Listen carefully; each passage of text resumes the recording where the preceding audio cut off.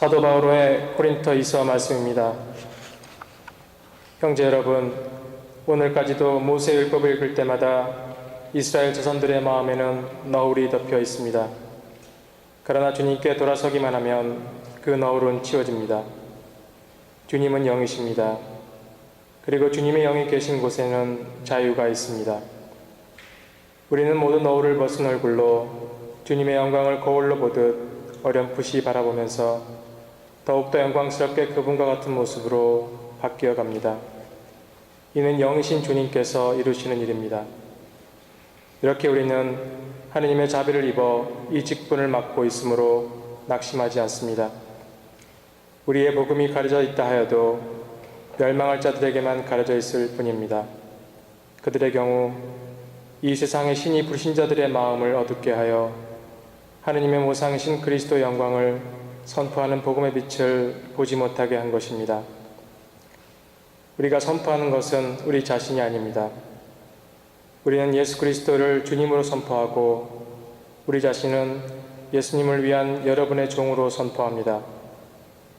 어둠 속에서 빛이 비추어라 하고 이르신 하느님께서 우리 마음을 비추시어 예수 그리스도의 얼굴에 나타난 하느님의 영광을 알아보는 빛을 주셨습니다.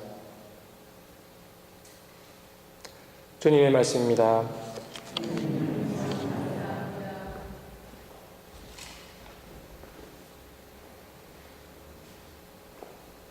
주님 영광 우리 땅에 머물리라.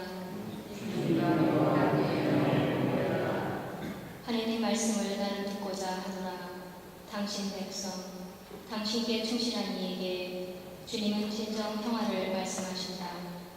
그분을 경외하는 이에게 구원이 가까우니 영광은 우리 땅에 머물리라. 자유와 진실이 서로 만나고 정의와 평화가 입을 맞추리라. 진실이 땅에서 돋아나고 정의가 하늘에서 굽어보리라. 주님이 복을 베푸시어 우리 땅이 열매를 내리라. 정의가 그분 앞을 걸어가고 그분은 그 길로 나아가시리라. 알렐루야. 주님이 말씀하신다. 내가 너희에게 새 계명을 준다. 서로 사랑하여라. 내가 너희를 사랑한 것처럼 너희도 서로 사랑하여라.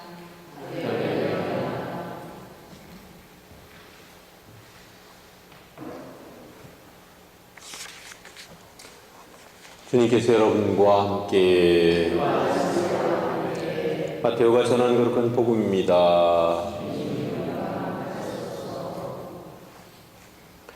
그때 예수님께서 제자들에게 말씀하셨다. 너희의 의로움이 율법학자들과 바리사이들의 의로움을 능가하지 않으면 결코 하늘나라에 들어가지 못할 것이다. 살인해서는 안 된다. 살인자는 재판에 넘겨진다고 옛 사람들에게 이르신 말씀을 너희는 들었다. 그러나 나는 너희에게 말한다.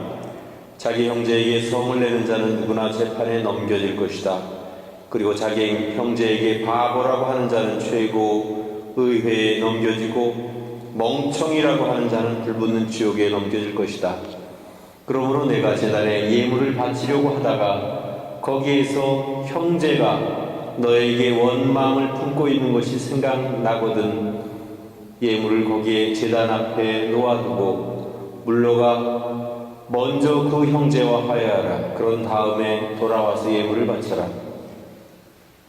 너를 고소한 자와 함께 법정으로 가는 도중에 얼른 타협하여라. 그러지 않으면 고소한 자가 너를 재판관에게 넘기고 재판관은 너를 형리에게 넘겨 내가 감옥에 갇힐 것이다. 내가 진실로 너희에게 말한다.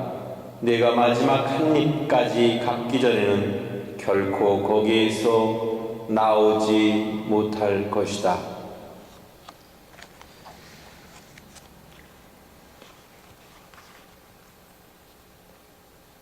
주님의 말씀입니다.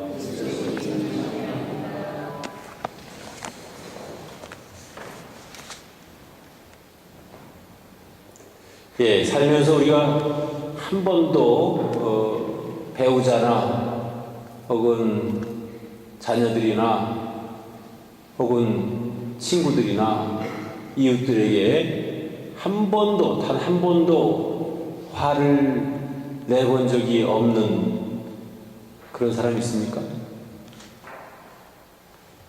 아마 그런 사람이 있으면 이미 성인 품에 올려줘야 될 겁니다.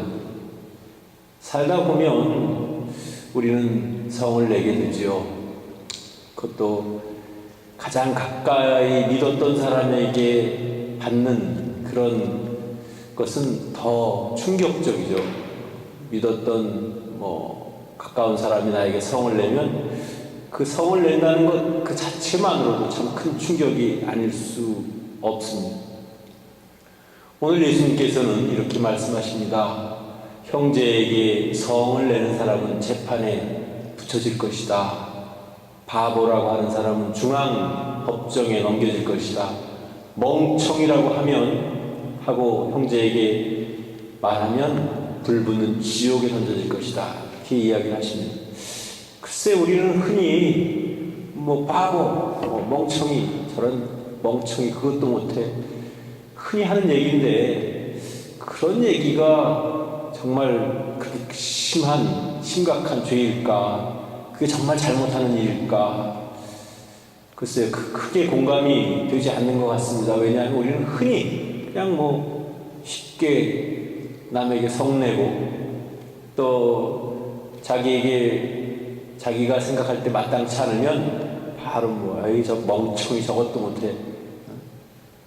여러분들이 남편이 여러분들한테 멍청이 그것도 못해 그러면 여러분들 기분이 어떻겠어요? 사실 이 이야기는 입장을 바꿔놓고 생각해 볼 때 좀 더 심각함을 느끼게 될 수 있을 것 같아요. 우리는 흔히 그냥 쉽게 에이 그것도 못하냐 그러면서 핀잔을 주고 탓을 남에게 돌리고 성을 내고 그러는데 근데 반대로 나는 잘 모르겠는데 아무 이유도 없이 남편이나 혹은 아내가 타당한 이유도 아닌데 화를 확 내거나 나를 탓하는 듯한 그런 반응을 보일 때 그때 글쎄 그냥 인격적인 모독을 당하는 것 같은 그런 심한 충격을 받을 겁니다. 그건 가까우면 가까울수록 믿었던 사람이면 믿었던 사람일 그만큼 더 큰 충격을 다가올 겁니다. 그래서 우리가 한번 살펴보아야 될 것은 상대방의 입장에 한번 서보는 것, 또 상대방은 내가 이런 말을 했을 때 어떤 데미지가 올까 그런 것들을 좀 한번 좀 같이 생각해 보면 조금은 우리의 표현이 너무 부주의하고 또 우리의 표현이 너무 쉽게 남에게 대해서 표현하는 것은 아닐까 하는 그런 생각을 해볼 수 있을 것 같습니다. 그러면서 우리가 또 한 가지 놓치지 말아야 될 것은 탓을 남에게 돌릴 때에는 거기선 해결책이 나오지를 않습니다. 그래서 탓을 남에게 돌리기 이전에 그 탓을 자신에게서부터 시작되었을 때 또 자신에게서부터 먼저 찾으려고 할 때 조금은 더 지혜롭고 또 현실적인 그런 방법이 나오지 않을까 하는 생각이 듭니다. 예수님께서는 또 이런 말씀을 들려주십니다.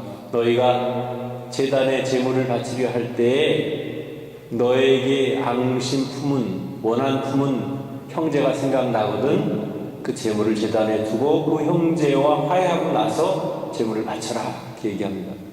저는 전에는 못 느꼈는데 오늘 복음을 묵상하면서 느낀 건데 내가 남에게 원망을 하거나 원한을 푸는 게 아니라 나 때문에 다른 사람이 마음의 상처를 입고 또 다른 사람이 나 때문에 원한을 품었다고 느껴지는 사람이 있거든 이라는 이야기입니다.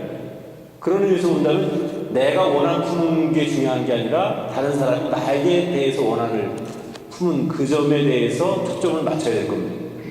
살다 보면 우리는 나는 다른 사람들을 원망하고 다른 사람들한테 원한을 품기도 많이 하는데 나는 다른 사람이 나에게 대해서 별로 원한을 품을 것 같지 않아요. 왜냐하면 나는 남한테 그렇게 남들이 나에게 하듯이 남한테 그렇게 야박하게 하거나 해서는 안 될 짓을 하거나 남을 무시하거나 그런 적이 별로 없는 것 같아요. 즉 다시 말하면 탓을 나에게서 찾는 것이 아니라 남에게서 찾기 때문에 그런 것은 아닐까 생각을 합니다. 따라서 내가 누구에게인가 원한을 품고 누구를 원망하고 산다면 분명히 우리 중에 그 누군가는 나 때문에 나를 원망하고 나에게 원한을 품을 수 있는 사람도 있다는 그 점을 우리는 인정하고 또 기억해야 할 것 같습니다. 그래서 무엇보다도 우리가 살아가면서 가장 힘들고 또 어려운 게 대인 관계인 것 같습니다. 내 마음은 다 옳은 것 같고 또 내 마음은 다 정당한 것 같은데 사실은 그렇지 않다는 겁니다. 대인 관계는 상대적인 것이기 때문에 늘 내 위주로 나만 생각하면서 남을 평가하면 언제나 그 탓은 남에게 돌아가게 되어 있습니다. 그러나 반대로 남의 입장을 고려하고 배려하고 한번 그 입장에 서보려고 노력하는 것. 그 입장에 절대로 설 수는 없는 것 같아요. 저도 아무리 상대방의 입장을 이해하고 그런다 하더라도 상대방과 똑같은 느낌, 똑같은 입장이 되어보지는 못할 것 같아요. 노력을 해봤지만 잘 안 됩니다. 하지만 적어도 한번 헤아려 보려고 하는 노력, 그런 것들이 필요한 것 같아요. 그래서 적어도 그 입장에 서보려고 이렇게 노력할 때 또 그 입장을 한 번 더 생각해 볼 때 똑같은 그 사람이 느끼는 것과 똑같은 느낌을 가질 수는 없지만 그래도 비슷하게나마 그 사람을 이해할 수 있는 그런 여지가 생기지 않을까 그렇게 생각이 듭니다. 그래서 우리가 대인관계를 할 때 그가 누구든지 간에 가까운 사람이면 가까운 사람일수록 서로가 서로를 존중하고 또 내가 하는 이 무심코 던지는 이 한마디가 상대방에게 어떤 비수가 돼서 꽂힐지도 모른다는 사실을 늘 염두에 둔다면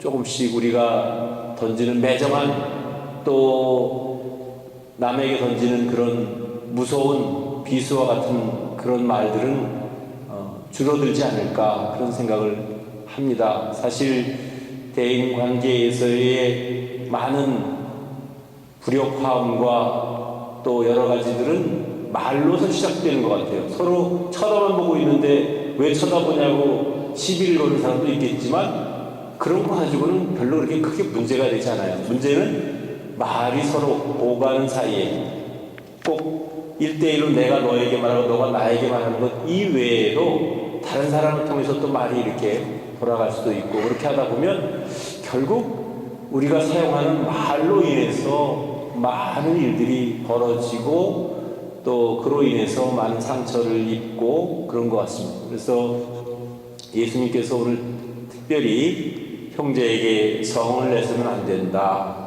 형제에게 바보라고 말해서는 안 된다.